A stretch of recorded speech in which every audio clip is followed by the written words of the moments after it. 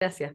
A mí siempre, a mí siempre me da monos cuando me empiezan a presentar así con todas las cosas, como todas las chapitas, y me da cosas. Yo prefiero decir que soy Francisca, ahí como verán en los apellidos, soy hermana de la Sofi. Soy hermana de la Sofi. Eh, y yo también soy emprendedora. Yo de formación soy ingeniero comercial y trabajé muchos años en empresas de consumo masivo y retail, en multinacionales de consumo masivo y retail, en áreas de marketing, área de planificación estratégica y en áreas comerciales.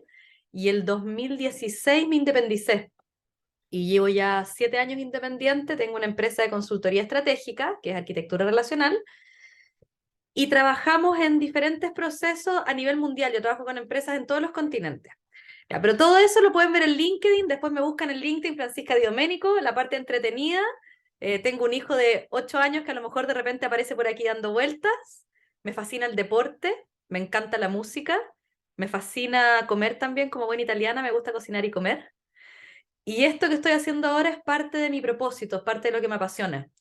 Mi propósito tiene que ver con acompañar a personas, equipos y organizaciones a generar mayor conciencia de sus propios propósitos para ser más coherentes y lograr mejores resultados y con bienestar.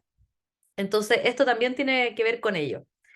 La idea de hoy, más que una charla, es que yo les voy mostrando algunas cosas y ojalá conversen harto, aprovechemos que somos poquitos y que ojalá metan harto la cuchara, pregunten mucho y dado que son 2, 4, 6, podamos hacer ojalá cosas muy targeteadas a sus empresas específicamente, ¿ya? Me pueden preguntar levantando la mano, en el chat, como ustedes quieran. Total, aquí no hay problema. Y vamos a partir. ¿Todos ven la presentación? ¿Sí? Sí, se ve. Exacto. Entonces, el título de la canción de hoy tiene que ver con la cultura organizacional como pilar estratégico de la empresa o como pilar estratégico de la organización. Entonces, antes de partir, me gustaría saber primero qué es la cultura para ustedes. ¿Qué entienden por cultura cuando hablamos de cultura organizacional? Entonces, voy a salir de acá y la que quiera, el que quiera puede levantar la mano, si no, yo igual les voy a preguntar. Así que, ¿qué es lo que es para ustedes cultura? Para mí la cultura es el ADN, es como la forma que tiene la empresa ¿Ya? de relacionarse con sus trabajadores y al exterior. Es como la Perfecto. filosofía. La filosofía, bien. Filosofía y la de en la empresa. Bien, Como sus Elisa. valores, para mí, son como sus valores, sus pilares. Los valores y los pilares. Bien. Francisca, para ti.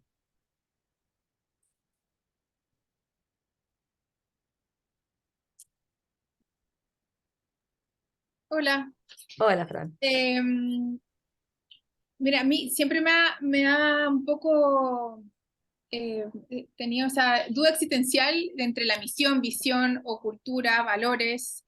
No tengo una respuesta certera, eh, pero un poco lo que dijeron antes, como cómo llevas a cabo tal vez tu propio trabajo, tu propia empresa, claro, de acuerdo a qué valores, Perfecto. en Muchas a gracias. grandes rasgos.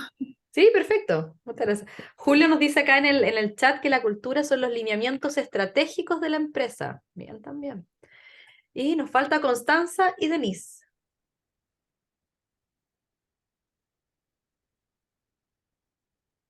Este es el Denise momento. puso antes que estaba en una feria, así que no sé si puede Ah, ya, que ya estar, sí, que ya estar aquí. escuchando, sí. ¿Y Constanza? Le preguntamos después. Este es el momento en que yo me siento como en la sesión espiritista, así como los veo pero no los escucho, o los siento pero no los veo. Entonces, cultura, tenemos aquí varias de las cosas que ustedes han ido diciendo. El ADN de la empresa, la filosofía, los valores, los lineamientos estratégicos, el cómo llevamos las cosas. Y en realidad hay bastantes, Denise también dice aquí, la cultura es todo lo que hacemos, creo, bien. Pero aquí hay varias definiciones de cultura organizacional. A mí, una de las que más me gusta porque la encuentro simple y que realmente llega al hueso de lo que uno quiere hablar es la de David Fishman. Él habla de la cultura como un conjunto de supuestos y creencias aprendidas sobre las cuales las personas basan sus conductas diarias. David Fishman es un peruano que escribe de liderazgo, que se los recomiendo, porque es muy simple, pero además de ser muy simple, es muy potente llevado a la organización. No se da muchas vueltas en modelos complejos, pero lo que entrega es muy aplicable. Entonces, cuando él habla de que la cultura es un conjunto de supuestos y creencias aprendidas sobre las cuales las personas basan las conductas diarias, él además dice que estas creencias no son necesariamente conscientes. Por lo tanto, si es que cada persona tiene creencias sobre las cosas y sobre cómo debemos comportarnos, y además no son conscientes, cuando formamos un grupo de personas, cada una de esas personas trae sus propias creencias. Y si nosotros no nos preocupamos de poder relevar cuáles son, vamos a tener dentro de un grupo tantas creencias o tantas culturas como personas existan. Y eso es lo que tiende a pasar en las organizaciones, que uno va a una organización y generalmente hay un grupo, el área comercial funciona de una manera, el área finanzas funciona de otra manera, el área de marketing de otra manera, y si somos empresas chiquititas y tenemos personas, la persona de marketing funciona de una manera, la persona del área comercial de una manera, y nunca logramos sintonizarlas o alinearlas. Entonces, desde esta mirada, cada persona trae a la organización una cultura propia que aporta al colectivo y que puede o no estar sintonizada con la cultura organizacional, si es que esa cultura organizacional está definida, porque a veces tampoco la hemos definido. Entonces, pensemos en todas las respuestas que ustedes dieron ahora, que tenía que ver con el ADN, con los valores, con los lineamientos, el cómo llevamos a cabo las cosas, y ya tenemos una dispersión, en 6 personas hay una dispersión de lo que entendemos por cultura. Por lo tanto, cuando lo llevamos al día a día es más complejo aún. Y si yo les pregunto acá, ¿cómo describirían la cultura de su organización? ¿Cómo la describirías tú, Elisa? ¿Cómo es la cultura de tu organización? De compañerismo, de apoyo. Bueno, yo estoy en una cooperativa que trabaja con personas con discapacidad, entonces se da eso por naturaleza, digamos. Pero básicamente te diría que ese es el ADN. Es como apoyarse y apoyar al otro para que las cosas resulten. Hay mucho compañerismo. Bien, perfecto. ¿En tu caso, Fran? De acuerdo a lo anterior mencionado, en este, nosotros trabajo a largo plazo, confianza, colaboración, son como lo que, dado nuestra experiencia y nuestros valores, es lo que tratamos de plasmar, sobre todo un trabajo a largo plazo, que no sea como venta de spot, sea algo más Perfecto, relacional. que hay exacto, que hay una relación que perdure un poco más allá. Sí, totalmente. Bien, en el caso tuyo, Julio o Denise, pueden ponerlo en el chat. Karen, para ti, ¿cómo describirías la cultura de tu organización? Principalmente inclusión, porque nosotros trabajamos con personas con síndrome de Down. Dentro de todo el proyecto también hay un jardín de infancia donde hay personas de diferentes nacionalidades eh, y de diferentes discapacidades, por decir así. O sea, hay personas sanas y personas con síndrome de Down y hay otro tipo de personas y todas están juntas creciendo en ese tipo de proyecto. Entonces, cuando llegan a la edad adulta, pasan al taller de cocina con nosotros y elaboran los productos que vendemos. Perfecto, excelente. Mira, mira qué lindo, qué bonito. Entonces, ustedes ya tienen cierta cultura que tienen definida. La pregunta es, ¿esa cultura está escrita en algún lado?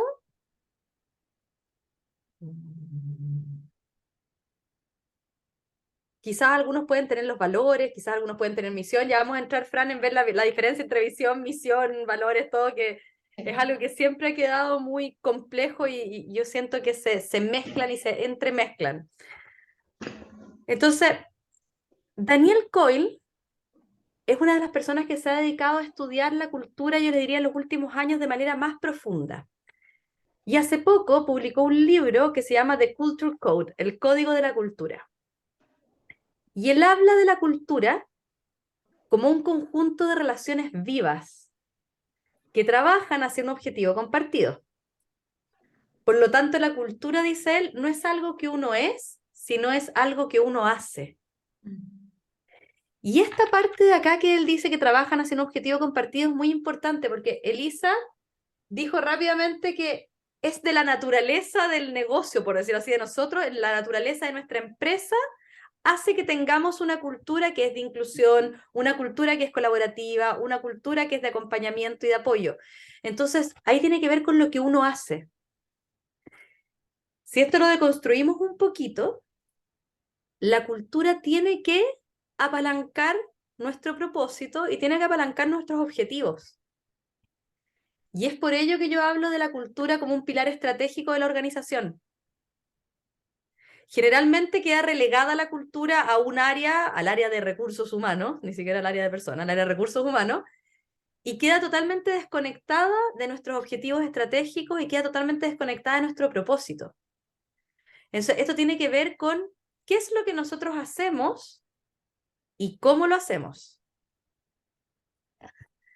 Daniel Coyle hizo un ejercicio después de haber hecho este estudio que es muy entretenido, que no sé si lo han escuchado alguna vez, se llama el Spaghetti Tower Challenge o el Marshmallow Tower Challenge. ¿Lo han escuchado? ¿La torre de marshmallows o la torre de espagueti? ¿No? Ya. ¿De qué se trata esto? Tomó varios grupos de CEOs, varios grupos de gerentes generales, varios grupos de PhD y por el otro lado, varios grupos de alumnos de kinder. Y les pidió que con estos materiales que están acá, espagueti, 20 espagueti crudos, 20 tallarines, 1 metro de tape transparente, 1 metro de cuerda y un marshmallow, hicieran la torre más alta que pudieran hacer. Entonces, los MBAs y los CEOs, ¿qué hicieron? ¿Qué creen ustedes que hicieron cuando les pasaron esto? ¿Qué harían ustedes cuando les pasan esto? Y le dicen, arme la torre más alta.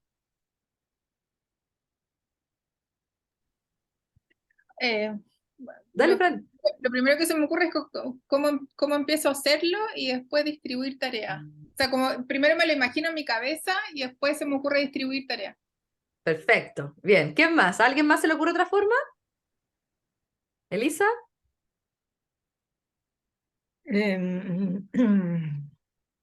No mucho, la verdad.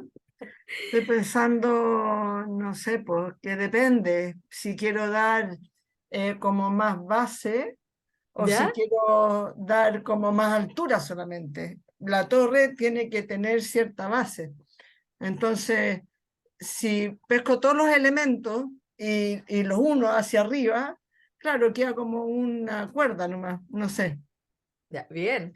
A ver, vamos a hacer participar aquí también a Juan Carlos. ¿Estás por ahí, Juan Carlos, o no? Yo creo que no está.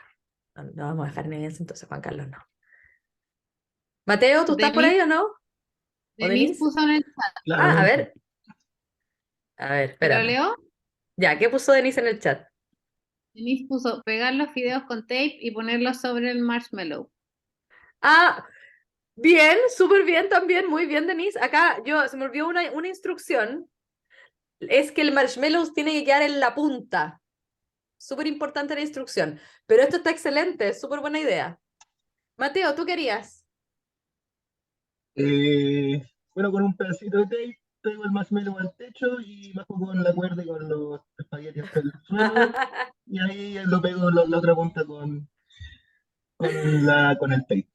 No Mira, creo que buena nadie, idea. no creo que nadie llegue para arriba del techo. Mira, inteligente, no se me había ocurrido eso. Bueno, ¿qué pasó acá? Los MBAs y los CEOs y los gerentes trabajaron igual como dijo Francisca. En general, agarraban un papel y empezaban a armar el modelo o los modelos y después distribuían tareas. Mira, ¿sabes qué? La Sofi en realidad es buena para pegar, le vamos a poner el pegar. ¿Sabes que la Fran en realidad no tiene mucho pulso, entonces no la vamos a poner en esto? Y así se iban distribuyendo tareas.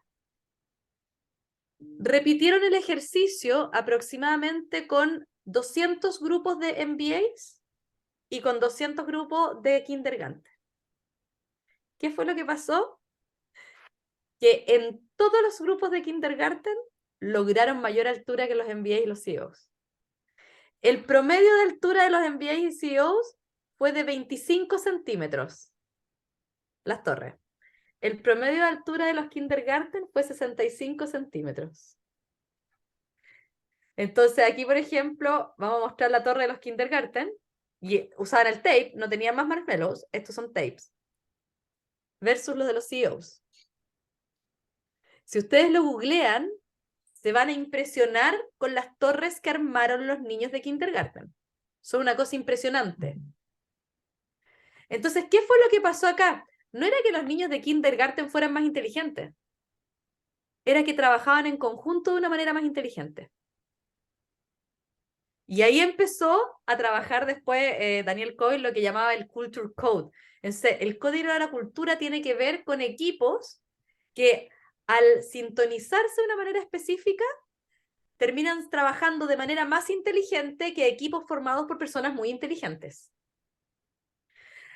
Entonces, la gracia que él vio, dijo, ok, ¿y qué es lo que pasa entonces con estos equipos que funcionan de manera inteligente?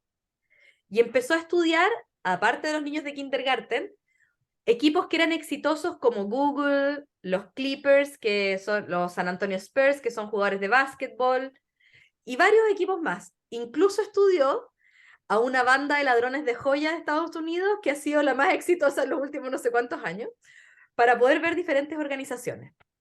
¿Y de qué se dio cuenta?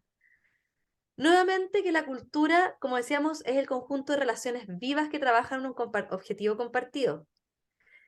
Se dio cuenta que todos estos equipos compartían 3 características que vamos a ver un poquito más adelante. Pero ¿qué es lo que era lo interesante? En el caso de los niños, por ejemplo, ellos partían y esto lo tomaban como un juego, ni siquiera hablaban. Era impresionante, decía, ni siquiera hablaban. Empezaban a tomar materiales y probar. Se equivocaban, no, pásame para acá, y de repente la torre salía gigantesca. ¿Por qué? Porque una de las características que tenían era lo que se llama seguridad psicológica. Sabían que nadie iba a ser apuntado con el dedo o lo iban a retar si es que se equivocaba. Mientras que los equipos de MBA o CEOs, lo primero que hacían era, no me quiero equivocar porque es lo que va a pensar el otro. Entonces, ante estar muy cuidados, no lograban crecer. En un estudio que se hizo en Harvard, con más de 250 empresas, descubrieron que las culturas potentes aumentaban la rentabilidad neta en un 756% a lo largo de 10 años.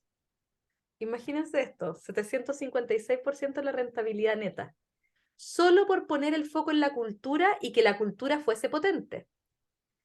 Los estudios de Gallup, que es una empresa que se dedica a hacer estudios de compromiso, muestran que las empresas con culturas potentes presentan tasas de compromiso más altas, menos deserción, disminución de licencias médicas y aumento de la rentabilidad neta. Y la gracia de esto es que da lo mismo el tamaño de la empresa, porque Gallup trabaja con micro, pyme, medianas y grandes. El estudio de Harvard también lo hicieron con micro, pyme, medianas y grandes en el sector público y sector privado. Y el trabajo intencionado de la cultura se asocia a organizaciones sanas desde lo financiero, económico y desde el bienestar. Entonces, por eso hoy día yo dije, ok, ¿qué podemos trabajar? Cultura. Porque además cuando nosotros estamos hablando de, por ejemplo, transformación digital, y todo lo que viene asociado a la transformación digital, que tiene que ver con sistemas, a veces tiene que ver también con metodologías ágiles, etc. Si eso no va acompañado de un trabajo de cultura, no sirve de nada. Porque las herramientas ágiles son espectaculares, el computador no se equivoca, es ágil.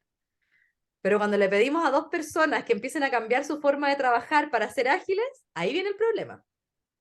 Cuando le pedimos a alguien que, ¿sabes qué, Karen? Tú vas a empezar a trabajar con la Fran ahora de a 2 y la Fran te va a revisar lo tuyo y tú lo vas a revisar a la Fran. Ahí empieza el problema, porque yo no quiero que me revise la Karen y la Fran no quiere que me revise tampoco. Entonces, ¿cómo empezamos a trabajar ahí? Eso tiene que ver nuevamente con la cultura. ¿Y qué es lo que pasa en las organizaciones, grandes, chicas, medianas, como sean? Relegan este trabajo de cultura al área de recursos humanos, como si fuera algo totalmente desde la ejecución, alienado desde la estrategia, algo que no se puede medir y que se asocia a entretención, para que la gente sea feliz. Y en los emprendimientos o las microempresas es algo de lo que rara vez se habla, y dejamos de explicitar la forma de relación de comunicación y trabajo que queremos sostener. Perdón. ¿Y qué hace eso? Genera pérdida de capacidad, de eficiencia y rentabilidad. Y la cultura se termina asociando a beneficios, po. Bonos, días libres, diferentes situaciones, celebraciones, etc. Entonces hablamos que tenemos una cultura de celebrar los cumpleaños, una cultura del día libre por esto, una cultura por el día libre por esto otro, pero no lo linkeamos con los números ni con la estrategia. Entonces perdemos mucha capacidad. Y dejamos de lado, además, cualquier atisbo de medición que se vincule con estrategia, negocios, o que nos permita mejorar o subir la estrategia de los negocios. Hasta acá, que ya he hablado mucho. Preguntas, comentarios, dudas, algo que les llame la atención, algo que quieran compartir desde sus empresas en la cultura de lo que hemos visto.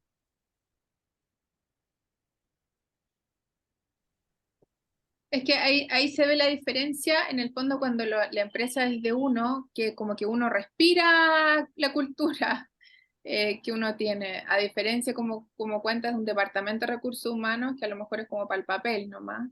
Y el gran desafío de qué manera traspasarlo y vivirlo y respirarlo.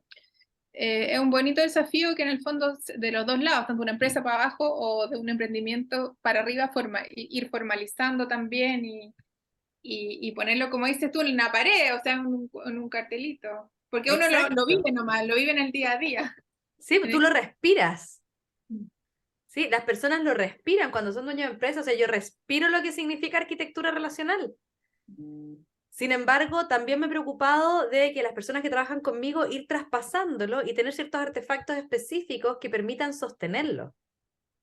Entonces, ¿qué es lo que vamos a ver ahora un poquito más adelante? Me ha tocado trabajar a mí con muchas empresas que son empresas familiares y que la familia de verdad vibra y respira.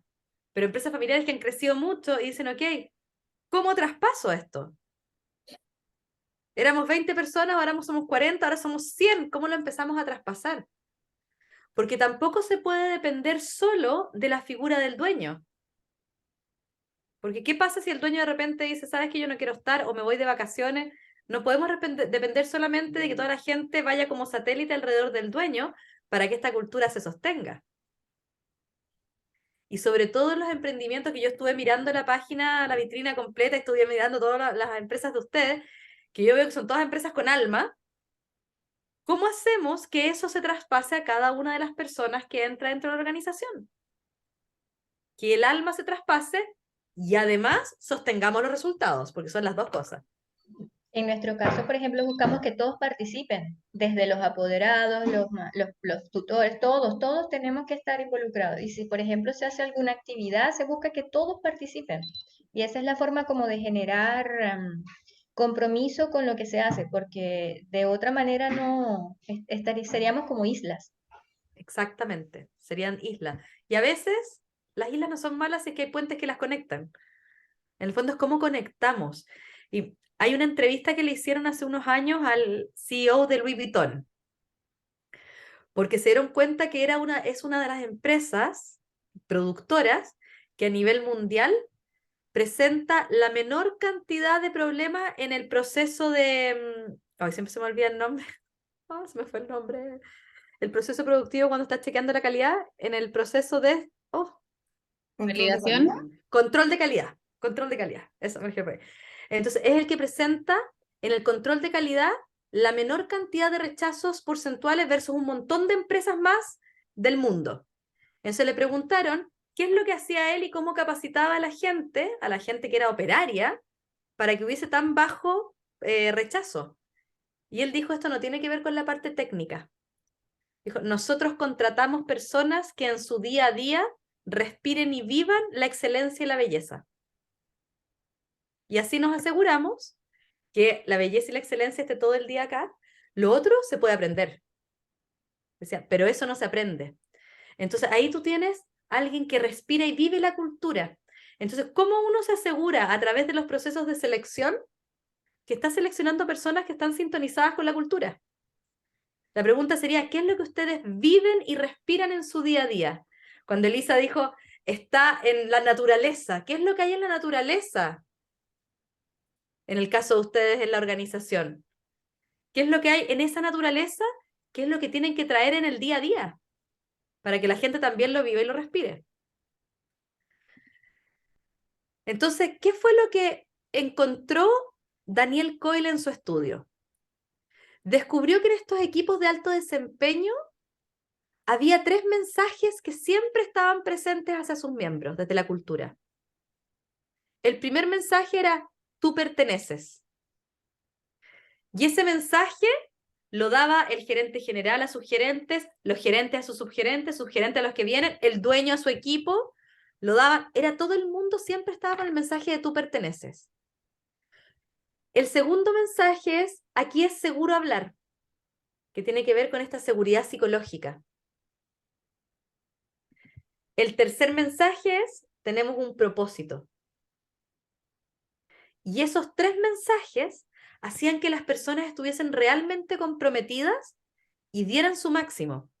Entonces, vamos a ir revisando un poquito los mensajes. El tú perteneces, ¿cómo lo hacían? Aquí yo les puse unas fotitos del coach de los San Antonio Spurs, que a mí me encanta. Primero, cada vez que un líder se acercaba a una persona del equipo, transmitía mucha energía. Y la energía era, nosotros vamos hacia adelante, nosotros podemos, oye, nosotros tenemos un impacto en la sociedad, lo que nosotros hacemos importa. Eso transmitía energía. El mensaje era con individualización, es decir, directo a la persona. Si yo estaba hablando con Karen, yo me acercaba para decirle a Karen cómo su aporte era importante para todos nosotros. Pero aparte yo conocía a Karen. Y aquí aparece el tema que muchas organizaciones cuando crecen me dicen, Fran, pero si nosotros somos 10 yo lo puedo hacer, pero cuando somos 40 no los puedo hacer. No, pues tampoco tienes que hacerlo con los 40. Para eso existen diferentes líderes en la organización. Tú lo haces con tus líderes cercanos, ellos lo hacen con sus equipos y así vamos cascadeando en equipo. Entonces, individualización. Y finalmente, el mensaje de tú perteneces tiene que ver con la orientación al futuro.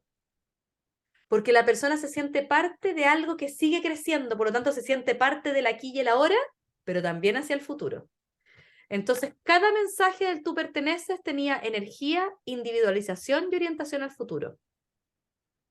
¿Les hace sentido algo así en sus organizaciones? ¿Sí? ¿Sí? Bien. Yo te quiero hacer una pregunta Por favor, todas las que Eh, quieras, Elisa. y que en el fondo las personas son tan complejas. Uno mismo de repente puede estar súper energético y vital y feliz y después aproblemado. Y eso empieza también de cierta forma a entorpecer, o el cansancio, o cuando las cosas no van bien. Entonces, mantener esto como ideal a veces se hace difícil, porque hay problemas, porque hay, no sé, baja de ventas, porque hay presión, porque por una serie de cosas.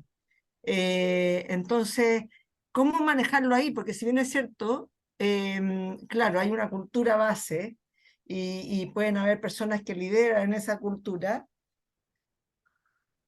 se hace de repente mantenerla cuando son 5 días a la semana, tantas horas que uno le dedica y que hay siempre, muchas veces, muchos momentos muy buenos, pero muchas veces momentos difíciles, externos al trabajo. Totalmente.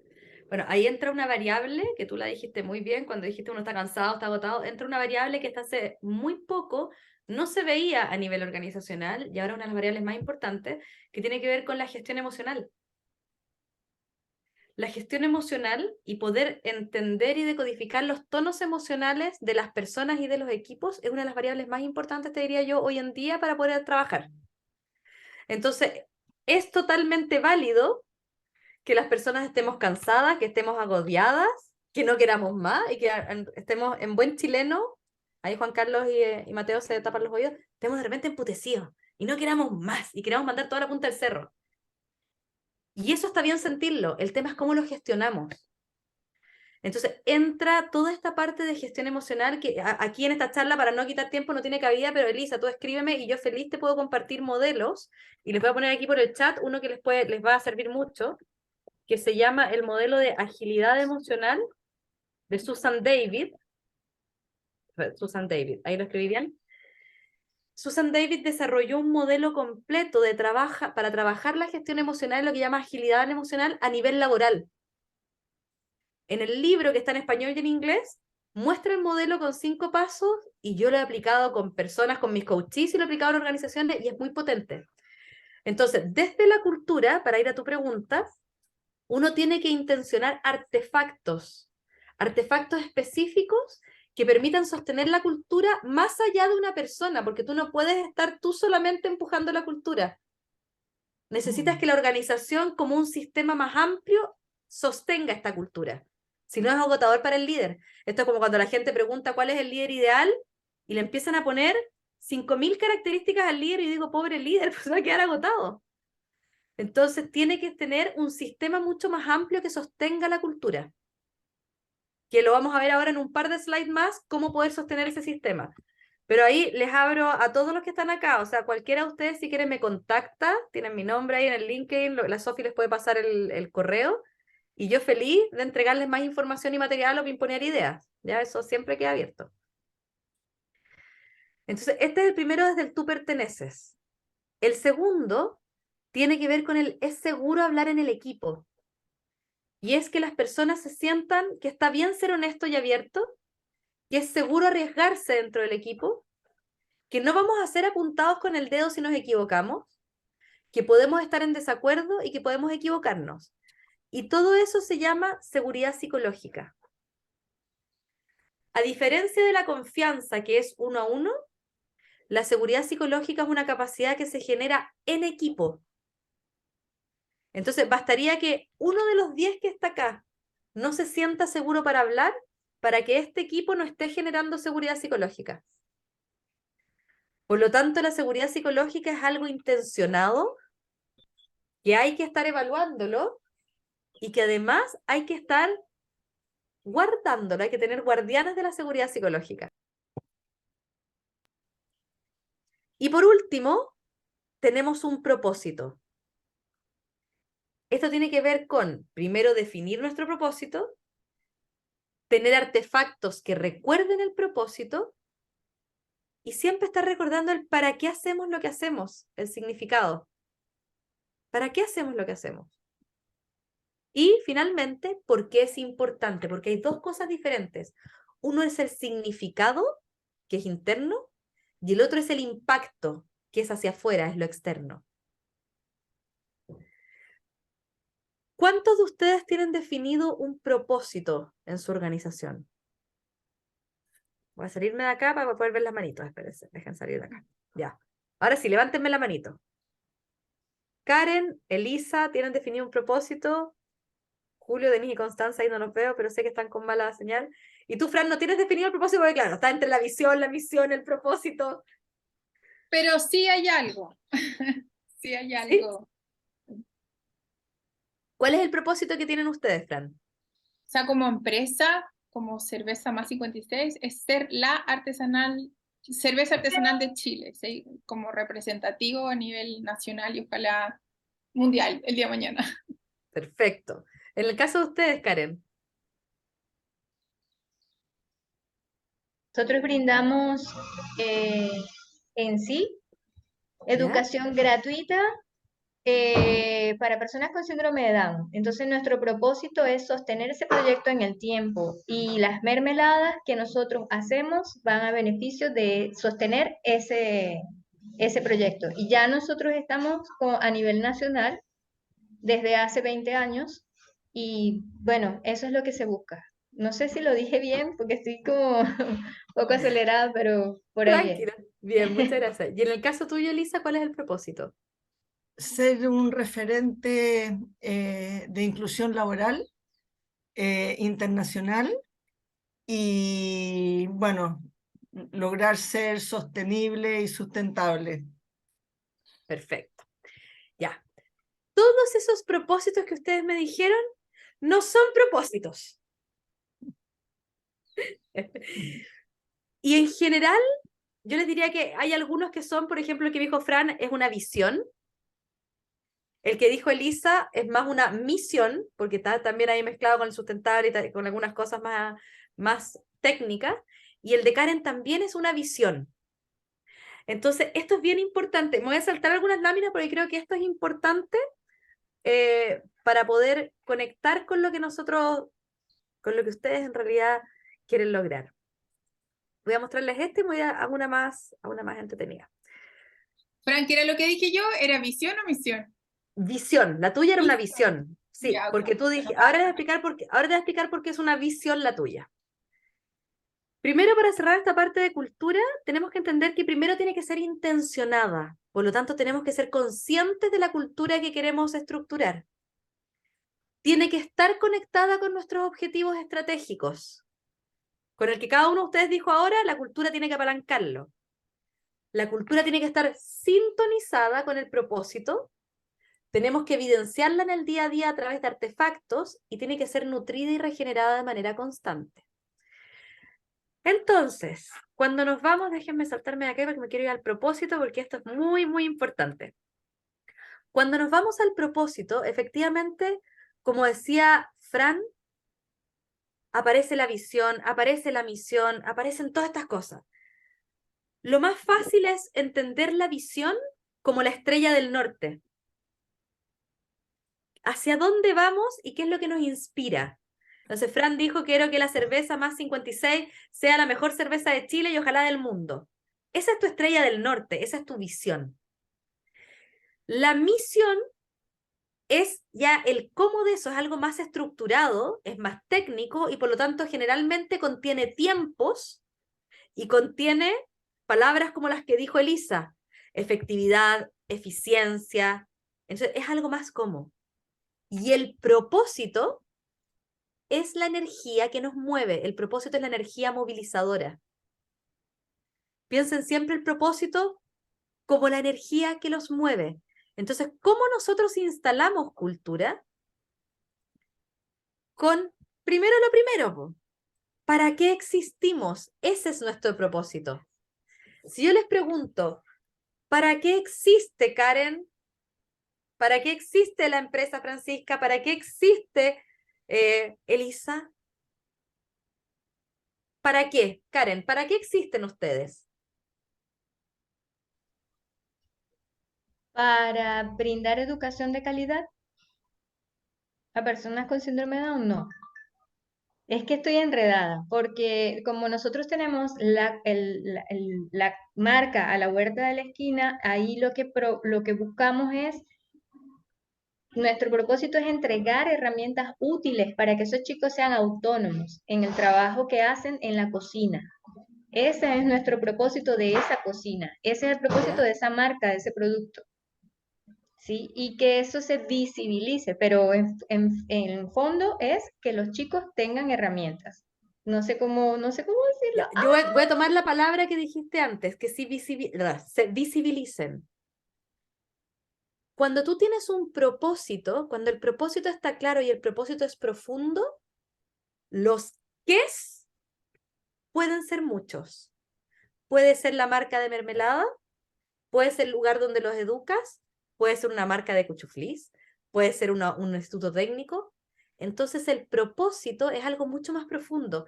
Yo voy a inventar, por ejemplo, yo podría decir, ¿sabes qué? Nuestro propósito es visibilizar a las personas con síndrome de Down. Si ese es mi propósito, lo puedo hacer a través de la marca de las mermeladas, lo puedo hacer a través de la educación, lo puedo hacer a través de un montón de cosas. Y ahí está la diferencia entre la visión, que es donde yo quiero estar, con mi propósito.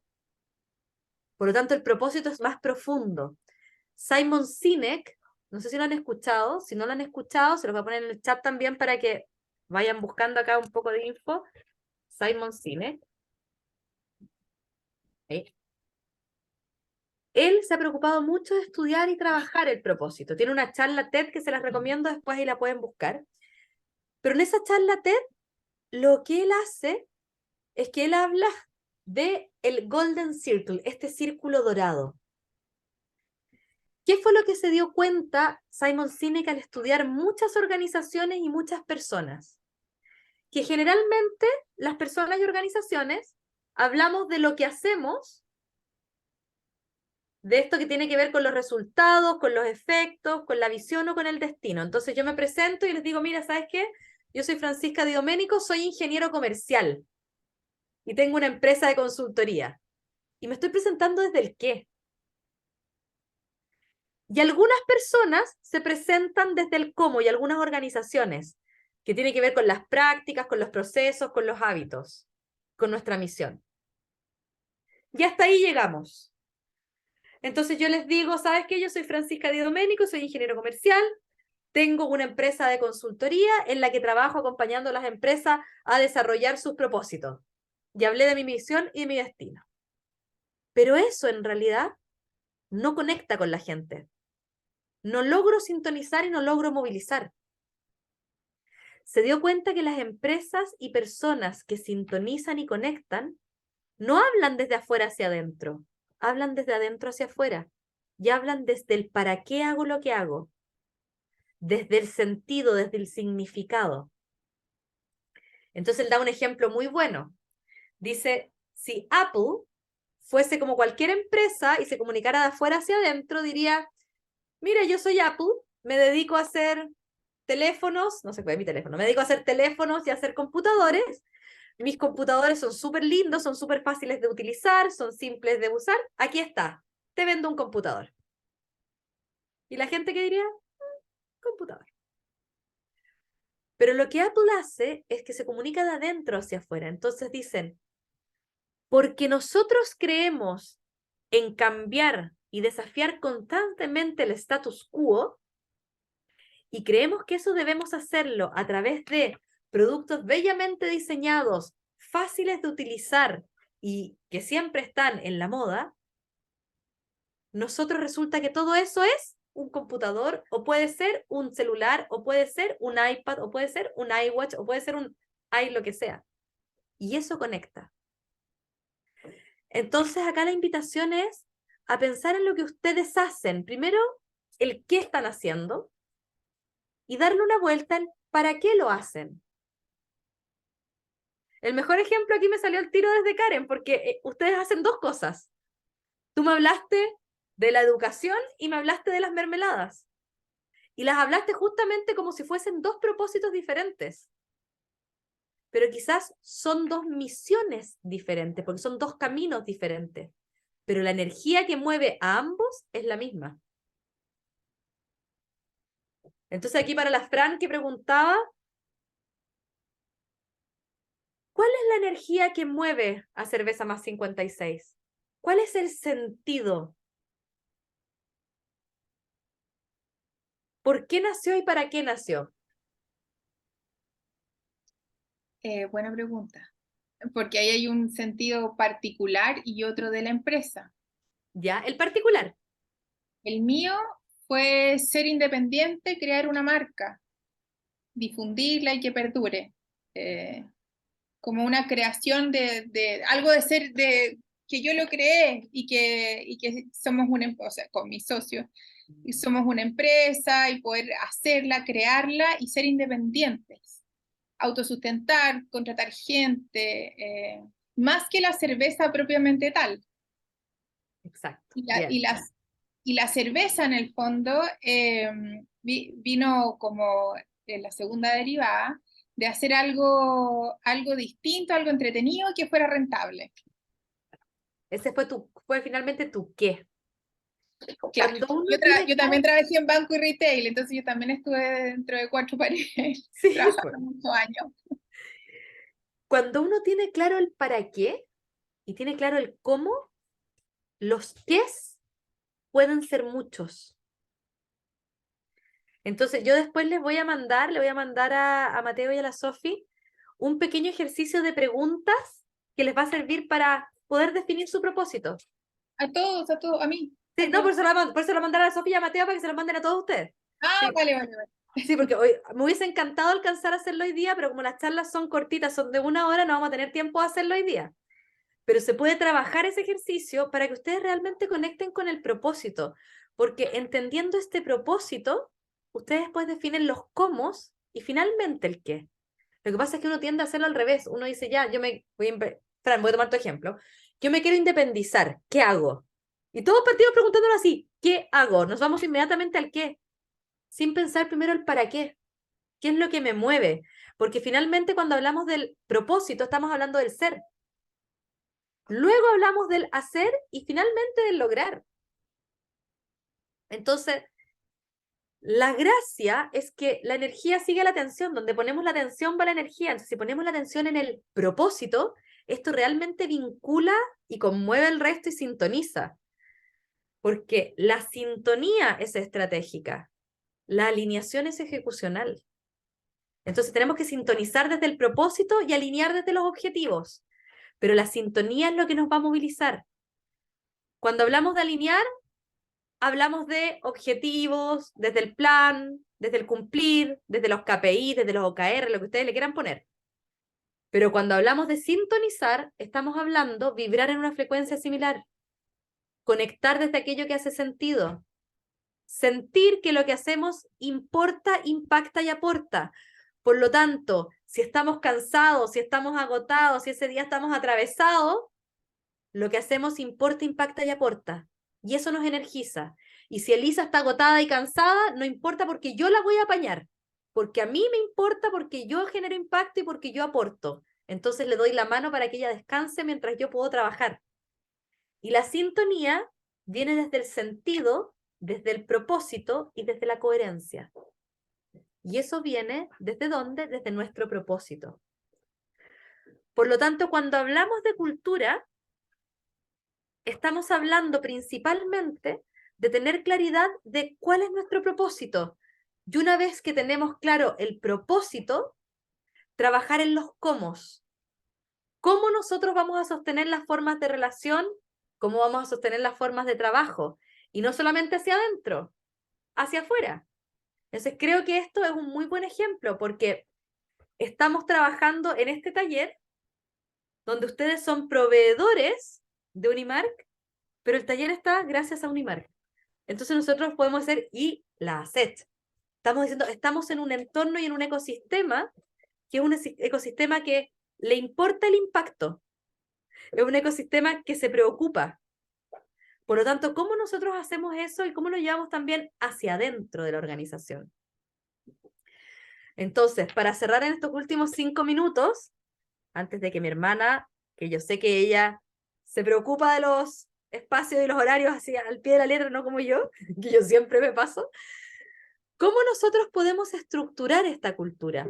La cultura tiene 3 niveles o 3 ejes, y quiero que se queden con este mensaje para después poder llevarlo a algo mucho más concreto. El nivel que nosotros vemos tiene que ver con lo que se llaman los artefactos. Es el nivel más visible, es la punta del iceberg. El nivel que le sigue son los valores practicados, y yo siempre le pongo esto porque no es el valor que está puesto en el cuadrito, no es el trabajo en equipo o la colaboración que está puesta en el cuadrito cuando en realidad yo trabajo sin mirar a nadie. Es cómo trabajamos en el día a día, qué es lo que estamos vivenciando. Y finalmente, los supuestos compartidos, que es el nivel más profundo. Estas creencias que las personas dan por hecho. Entonces, ¿cómo nosotros trabajamos la cultura? Tenemos nuestro propósito e intencionamos los supuestos compartidos. ¿Para qué? Para que nuestros artefactos transmitan en el día a día los supuestos que nosotros queremos instaurar en la cultura y sean coherentes con los valores. Y aquí yo traigo siempre esta foto de ejemplo. Todo el mundo ve las oficinas de Google y dicen, qué entretenido trabajar en Google, tienen taca-taca, mesa de ping-pong, tienen salas para dormir, tienen salas de siesta, tienen librería, qué entretenido. Ustedes están viendo acá en la foto, ¿cierto? Ya. Qué entretenido. Pero ¿cuál es el supuesto que hay detrás de esto? ¿Cuál creen ustedes que es el supuesto que Google quiere instalar cuando tenemos todos estos artefactos? ¿Escucharon? Perdón, es que fue mi hijo de 8 años que está acá al lado. ¿Escucharon lo que dijo? No. Repítelo, no se Dijo, escuchó. dijo que la gente venga a trabajar. Ay, qué lindo. Bueno, lo que Google intenciona, lo que Google intenciona como supuesto es que la oficina es tan entretenida que yo prefiero estar en la oficina que en mi casa. Entonces los artefactos son taca-taca, ping-pong, la mesa. Entonces yo estoy 24/7 porque la oficina es muy entretenida. Y así es. Entonces, ¿cuáles son los supuestos que ustedes quieren instalar en su cultura? ¿Cuáles son los supuestos que ustedes necesitan instalar en la cultura? Y desde ahí, ¿cuáles son los artefactos que necesitamos instalar? ¿Cuáles son los artefactos visibles que necesitamos tener para que esa cultura permee, para que esa cultura se sostenga y para que esa cultura realmente haga que las personas vibren como ustedes quieren vibrar? ¿Ya? Entonces, yo, quizás como parte final, los invito a reflexionar sobre la cultura como un pilar estratégico y digan, ok, ¿cómo impacta en las relaciones, en los procesos y en los resultados de manera positiva? ¿Y Fran, podrías dime. explicar en otro ejemplo estos 3 ejes? Con uno Google, otra empresa con estos 3. Sí, ningún problema. Vamos a dar un ejemplo de Chile. Banco Estado. Banco Estado me encanta utilizarlo como ejemplo porque Banco Estado tiene 2 caras. Banco Estado, como Banco Estado, nunca salió rankeado ni siquiera en los 100 empresas mejores para trabajar en Chile. Sin embargo, ningún problema, Karen. Sin embargo, un área específica de Banco Estado, que es Banco Estado Microempresas, salió rankeado como dentro de las 3 mejores empresas para trabajar en Chile durante 3 años seguidos. ¿Por qué? Porque Banco Estado Microempresas se preocupaba, tenía un propósito. El propósito tenía que ver con el bienestar y los resultados de manera sostenida. Dado que ese era su propósito, parte de los supuestos tenían que ver con que era un lugar donde existía seguridad psicológica. Fue de los primeros lugares en Chile que se preocupó de trabajar en la seguridad psicológica. Entonces los artefactos que había tenían que ver con que las personas se sentían seguras para poder aportar dentro de la organización. El error no era apuntado con el dedo, sino que el error era visto como un aprendizaje. Entonces había sistemas de feedback para que las personas se sintieran seguras para aportar. Y ese es el artefacto. Ese es el artefacto, el sistema de feedback. Otro artefacto, por ejemplo, eran las reuniones de lecciones aprendidas ante los errores, que también es un artefacto. Y habían artefactos que eran reuniones de mejores prácticas ante situaciones que eran situaciones buenas. Entonces, todos esos artefactos, ¿qué es lo que hacían? Que el supuesto instalado era, este es un lugar seguro para arriesgarse, es un lugar seguro para hablar y es un lugar seguro para equivocarse. Por lo tanto, la innovación dentro de esa área se disparó. Entonces, los artefactos tienen que ver con las cosas, las metodologías, las herramientas que tú utilizas en el día a día, a través de las cuales las personas van instaurando un supuesto en su cabeza de cómo es trabajar en ese lugar.